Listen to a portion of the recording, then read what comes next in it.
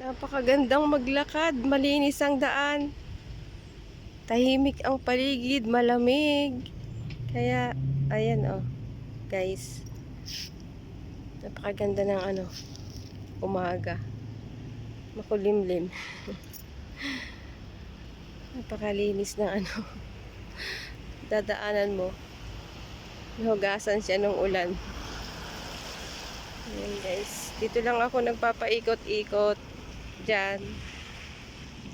Pag minsan dun sa kabila, doon, papunta sa Lulu.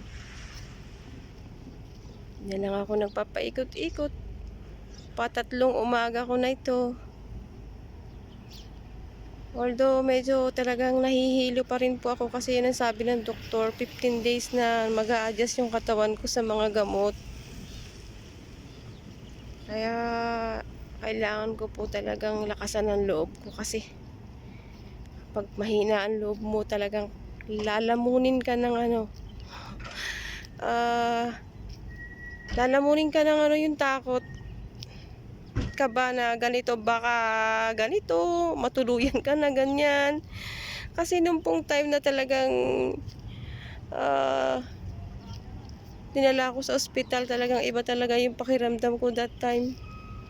Talaga po guys na akala ko talagang ganun po pala kapag sinumpong tayo o talagang nagkasakit tayo. Iba talaga yung pakiramdam guys. So malakas na fighting spirit ang kailangan mo. Lalo na yung time na yun, nag-iisa ako, madaling araw, walang gising na tao. Ang dami kong ipinag-chat na mga tao, tulog sila. Anong oras pa nila ako na nalaman na masama na pala yung pakiramdam ko. Nandoon na ako sa unang ospital na pinuntahan ko. Bali, dalawang ospital po kasi ang pinagdalahan sa akin. Sa awa ng Diyos, buhay pa si Inday.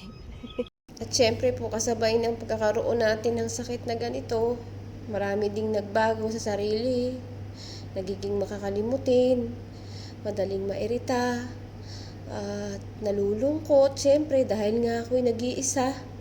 Pero wala po akong magagawa kasi ganito talaga ang kapalaran natin. Kailangan nating tanggapin at kailangan nating magpakatatag sa bawat sitwasyon na ibinibigay sa atin ng Panginoon. So, yun lang po.